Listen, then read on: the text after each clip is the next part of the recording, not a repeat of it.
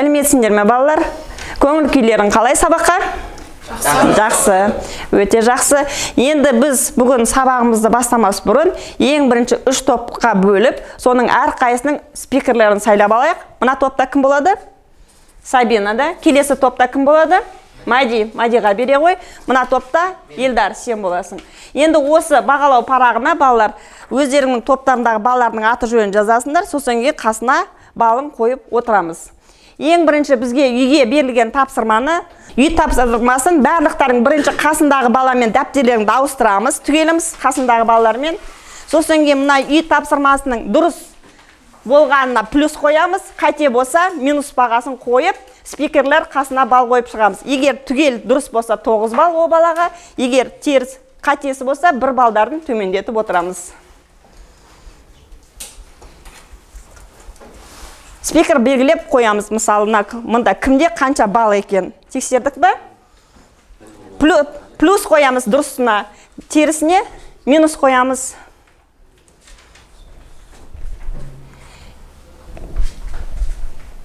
Үлгердік пе? Аттарын жаздық қой спикерлерға. Жақсы. Жаңа тақырыпты өтпес бұрын біз еске түсіріп алайық, мектеп кезінде қандай тақырыптармен таныстық. Енді 2-ның 3 дәрежесі, Абылай сен айта ғой. Қанша болады? 2-ның 3 дәрежесі 8 болады, 3-дің 4 дәрежесі 81 болады. 6-ның 2 дәрежесі 36 болады, 2-ның 7 дәрежесі 128 болады. 9-ның 3 дәрежесі 729, 3-дің 5 дәрежесі 243. Өте жақсы, отыра ғой. Енді балалар біз еске түсірдік. 2-ның 3 дәрежесі, 5-дің 4 дәрежесі деген. Енді мынаған тақтаға қарайықшы. Тақтада 2 қай кезде мына зат түбірлерден шығады. Соны дәптерлеріңе есептеп жазамыз. Сосын кейін бір бала қалай шығарғанын түсіндіріп өтсін.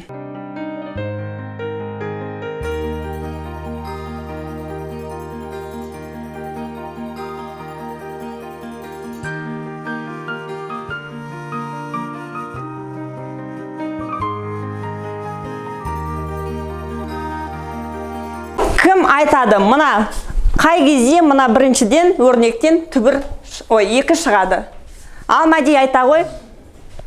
Ұяшықтың орнына болады 2, өйткені 2 дәрежелі түбір астында 2 болады. Өте жақсы. Келесі кім айтады тағы да? 6 негізде түбірден Сабин айта ғой. 6 негізде түбірге 64-ті қойғанда 2 саны шығады. Үшіншіде кім бар? Ал Беғарыс айта ғой. 4 түбір асты 16 2-ге тең болады.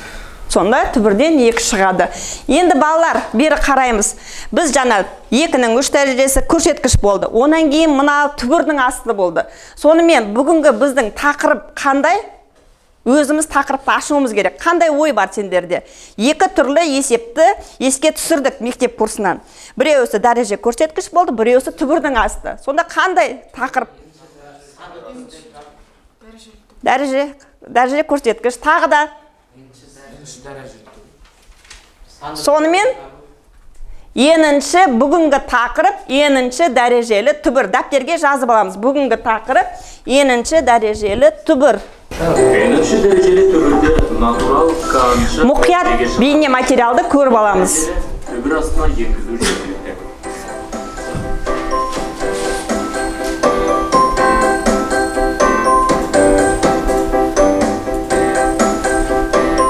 Енді бері қараңдар балалар. Осыны мұқият түсіндік, бәріміз видеодан көрдік. Енді оқулық бойынша енінші дәрежелі түбір деген бар. Берші. Енінші дәрежелі түбір деген тақырып бар. Сол тақырыпқа әрқайсың о жерде қасиеті бар. 40-шы бет қой деймін. Сол қасиетін өздерің кітаптағы мысал емес, өздерің мысал келтіріп, қасиетін қорытамыз. Түсінік ме? Қазір не беремін? Маркер беремін барлықтарыңа. Бере ғой. Ойларыңды осы қағаз бетіне ватманға түсіреміз балалар. Қасиетін, сосын кейін бір адамнан не істейміз? Түсіндіріп өтеміз. Қорытындылаймыз осы жерден. Ал бастаймыз балалар. Уақыт жылжыды. Таймерді қосып қояйын, мен қазір сендерге ше.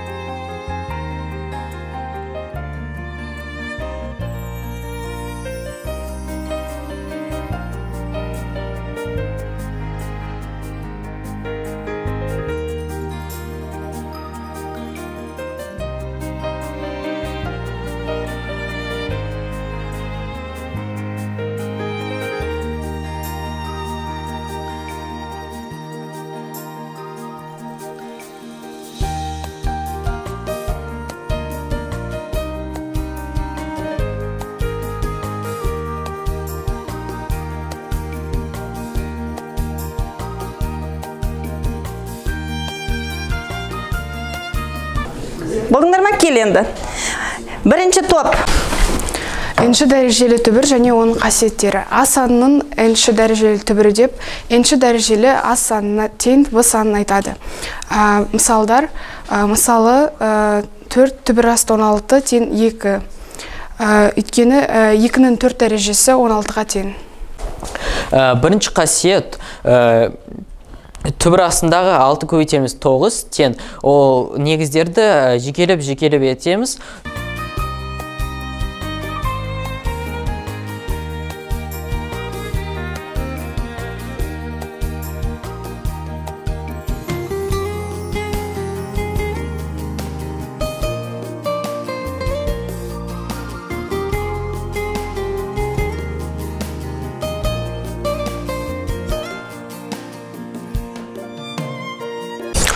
Бүгінгі біздің сабақтың тақырыбы нші дәрежелі түбір. Нші дәрежелі түбір деп А санының нші дәрежелі түбірі деп нші дәрежелі А санына тең Б санын айтады.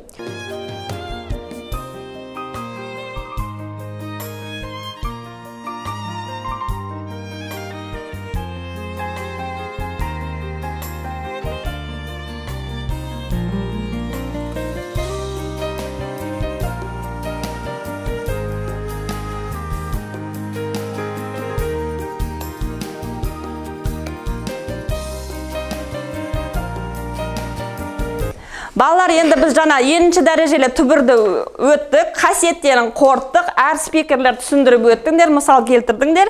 Енді осыған байланысты мына ойын бойынша тақтада жауабын жазамыз. 3 негізде түбір асты 11-ның 6 дәрежесі. Келе ғой, кім жазады? Екіншіге кім келеді? Тез жазып шығайық. Сосын соңында жауабы дұрыс па, дұрыс емес па тексереміз. Келе.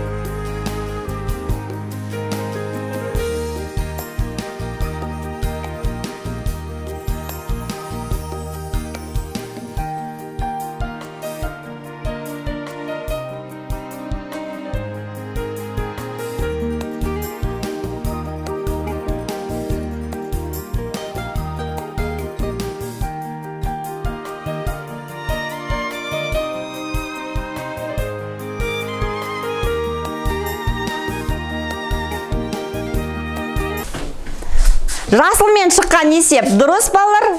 Қызылмен шыққан қате. Кім қызылдан қате жіберді? Міне. Апайында точка барына. Апай точка.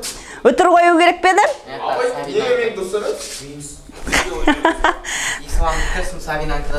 Екеуіңдікі қате болды. Ұқтық па? Енді келесі. Алдық. Енді мерген ойын ойнайық. Енді бері қараймыз. Мынаны атамыз. Егер дұрыс жауап болса, қазір шығады. Есепті бастаймын. Бірінші есеп. Міне, жауабын. Кім жазады? Келе ғой. Мынаны есептің жауабы не болады?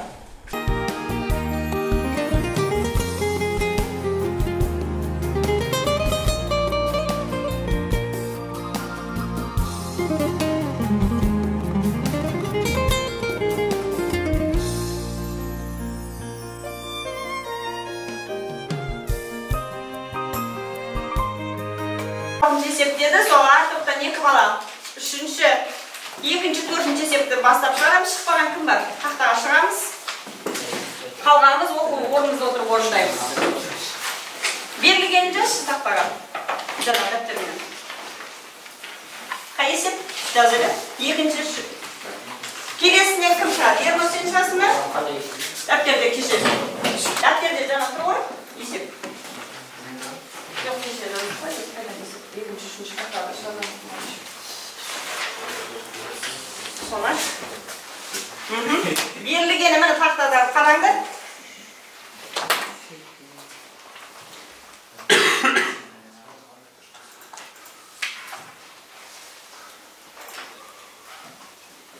Екіншіні ан жаққа жаз, Сабина. Ан жаққа. Кел, мұнда кім келеді? Ислам келесің бе? Ана бірінші есепке келе ғой. Надо өлшем мен? Тақтадан орныңды отырып қаласың ба?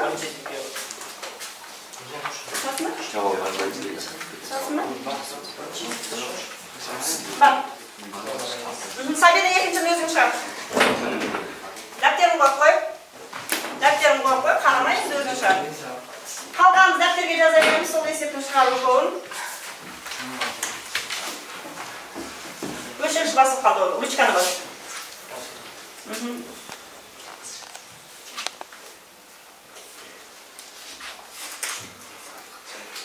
Екі жақта жазылады. Жазыла береді.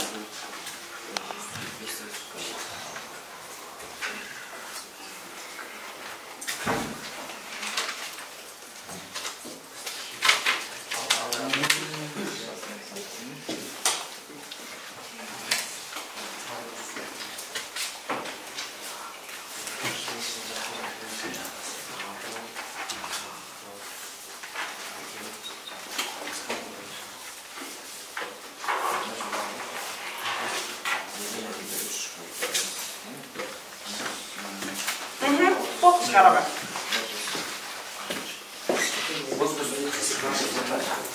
Отыра қойып, келесі есеп. Оқулықпен жұмыс болды, оқулықпен есеп шығарамыз, тақтамен тексереміз. Балалар, бүгінгі сабағымыз осымен қорытындылайық. Біз бірталай есеп шығардық, деңгейлік тапсырма есеп берілді, оны шығардық, талқыладық. Енді біздің сабағымызда рефлексия. Сабақ кімге қалай өтілді, қалай не үйрендің, не білдің деген өздерінің ойларыңды айтсаңдар, сонымен сабақты қорытамыз балалар. Бастаймыз, кім бастайды? Айта ғой. Маған бұл енші дәрежелерді, бұл сабақта үйренгенім, енші дәрежелерді шығаруды білдім. Бұл, мен ойымша, бұл болашақта қатты қажет болады деп ойлаймын. Және мен білген, бұл топтық жұмыс жасау өте пайдалы және ыңғайлы екен. Соны білдім. Жақсы. Тағы да кім айтады? Бұл сабақта не ұнады сендерге? Қай жері, қай сабақ, ойын ба, не, әлде өздеріңіз ізденгендерің дұрыс болды ма? Идеяларыңды айтыңдар. Айта ғой, Сабина. Елдар айта ғой. Бүгін біз енші дәрежелі түбір жайлы өттік сабақ. Бұл сабақ өте қызықты болды. Маған мерген ойын ұнады. Сол ойында шығарылған есептердің бәрі өте қызықты болды. Бүгінгі сабағымызға рахмет. Бүгін сабақ өте қызықты өтті. Мен үшін бәрі түсінікті болды. Тағы сөйлеушілер бар ма балалар өздеріңде? Сәбин айтасың ба, айтады, сонымен қорытайық сабақты.